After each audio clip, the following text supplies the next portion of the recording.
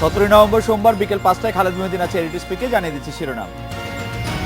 ছাত্রলীগ নিয়ে দেয়া বক্তব্য বিকৃত খণ্ডিতভাবে প্রচার করা হয়েছে দাবি করলেন এইচ.টি. ইমাম। 1 বছরের শতাধিক বিদেশি নাগরিক গ্রেপ্তার, বিভিন্ন অপরাধে জড়িত থাকার অভিযোগ। যুক্তরাষ্ট্র বাজারে জিএসপি সুবিধা বহাল করা না হলে টিকফা অর্থহীন হবে, মন্তব্য বাণিজ্য মন্ত্রী। পুষ্টি উন্নতিতে সঠিক পথে নেই বাংলাদেশ, বৈশ্বিক পুষ্টি প্রতিবেদনের তথ্য।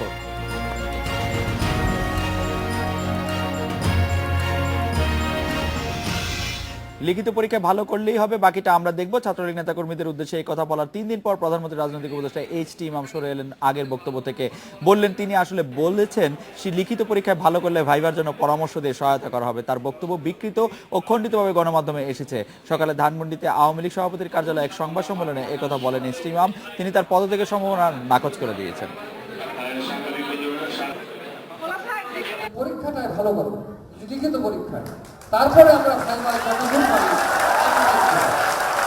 পরে আমরা জেনে নেওয়ার দায়িত্ব হবে। কিন্তু এই বক্তব্য দেওয়ার 4 দিনের মাথায় সংবাদ সম্মেলন ডেকে নিজের বক্তব্যের ব্যাখ্যা দিলেন প্রধানমন্ত্রীর রাজনৈতিক উপদেষ্টা এইচ.টি. ইমাম।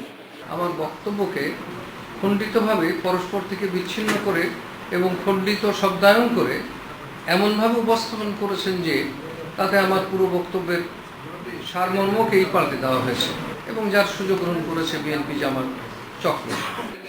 3 পৃষ্ঠার লিখিত বক্তব্যে এইচ.টি. ইমাম জানান, ওই আলোচনা সভায় তিনি শুধু ছাত্রলীগের নেতাকর্মীদের বিসিএস এর পরীক্ষায় ভালো ফলাফল করতে নিয়মিত লেখাপড়া করার পরামর্শ দিয়েছেন। যে ভাইবার জন্য প্রস্তুতি দরকার, সেই প্রস্তুতিটা কিভাবে নেবে, কিভাবে যাবে হলে, কিভাবে কথা বলবে, কিভাবে সালাম দেবে, কিভাবে প্রশ্ন উত্তর করবে, কিভাবে প্রশ্ন উত্তর না জানা থাকলে কি উত্তর দেবে, এগুলো শেখানোর কথা বলেছি আমি।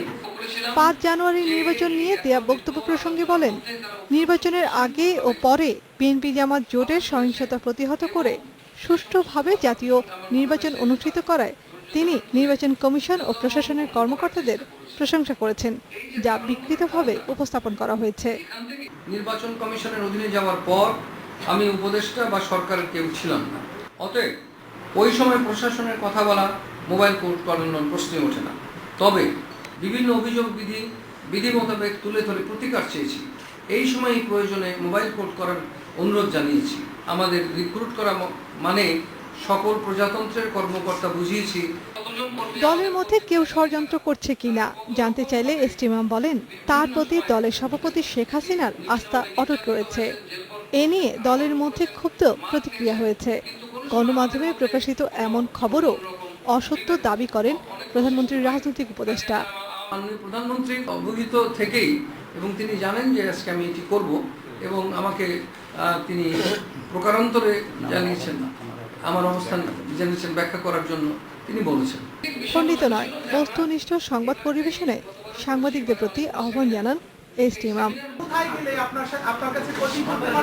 আমি বলেছি অনেক জায়গায়, আমাদের বিভিন্ন জায়গায়, এমনকি আমাদের এই অফিসেই, নাফিজুল্লাহ, ইন্ডিপেন্ডেন্ট নিউজ, ঢাকা। এই বিষয়ে কথা বলতে আমাদের সাথে সরাসরি যোগ দিচ্ছেন বিএনপির যুগ্ম মহাসচিব রুহুল কবির রিজভী আহমেদ। রিজভী ভাই, আমি প্রথমে জানতে চাইবো যে আজকে আপনি জনাব এইচ.টি. ইমাম কি বলেছেন সেটি শুনেছেন, এই ক্ষেত্রে আপনার পর্যবেক্ষণ বা মূল্যায়ন কি?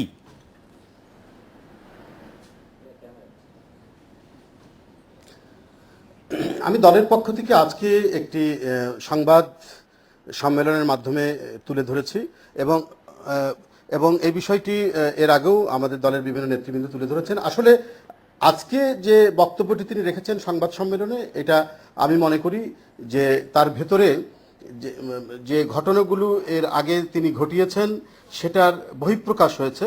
তিনি জেনে না হলেও অজান্তে সত্য কথাগুলো বলে ফেলেছেন। এখন এটিকে ঢাকা চাপা দেওয়ার জন্য সংবাদ বিবরণীতে সেটা বিভিন্নভাবে এটাকে কভার করার চেষ্টা করছেন। কিন্তু কথা হলো যে আওয়ামী লীগেরও অনেক সিনিয়র নেতা তাকে এভাবে ক্ষুব্ধ হয়েছেন, তাকে তিরস্কার করেছেন, এগুলোও তো সংবাদপত্রে এসছে।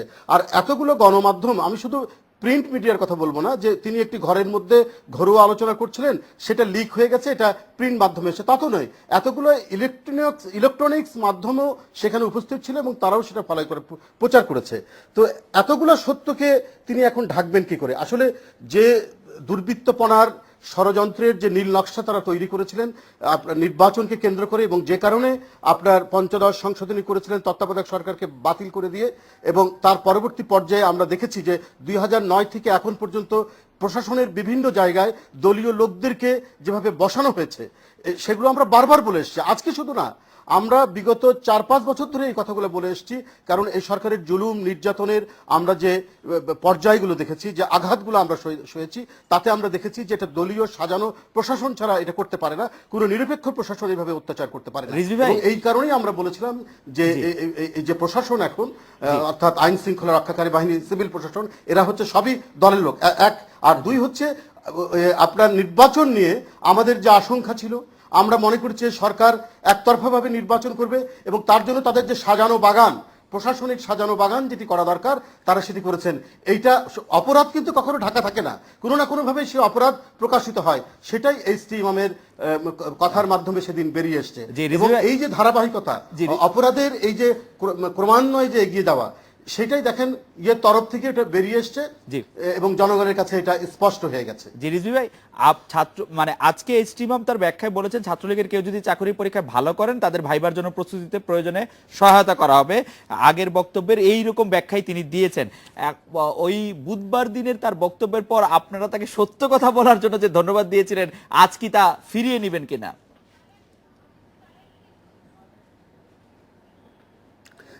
না শুনুন, একটা কথা হলো যে উনি এই যে কথাটা আজকেও যেটা বলেছেন, সেদিনকার কথার থেকে কতটুকু এটার বিচ্যুতি হয়েছে, কতটুকু এটা উনি সরে এসছেন, কত তো একই জিনিস ঘুরিয়ে ফিরিয়ে।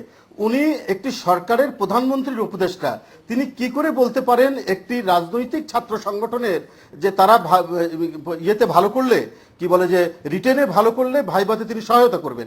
সেদিনের যে কথা যে ভাইভাতে আর তোমাদের দেখা হবে, এটা থেকে এমন কি ব্যতিক্রম, এমন কি বিচ্যুতি, প্রায় একই কথারই প্রতিধ্বনি। তার মানে মনের মধ্যে যে কাজটি করছে যে এই রাষ্ট্রটি একটি রাজনৈতিক দলের, এই রাষ্ট্রের সকল প্রশাসন হচ্ছে, মালিকানা হচ্ছে একটি রাজনৈতিক দলের, আর সেই মালিকানা নিশ্চিত করার জন্য এইচটি ইমামের মতো মানুষরা তারা যে ধরনের নীল নকশা ষড়যন্ত্র চক্রান্ত করছেন, সেটা ঘুরে ফিরে যতই তিনি সাফাই গান আর যতই তিনি তার আগের অবস্থান থেকে সরে আসুক না কেন, সেটাতে কোনো কাজ হবে না।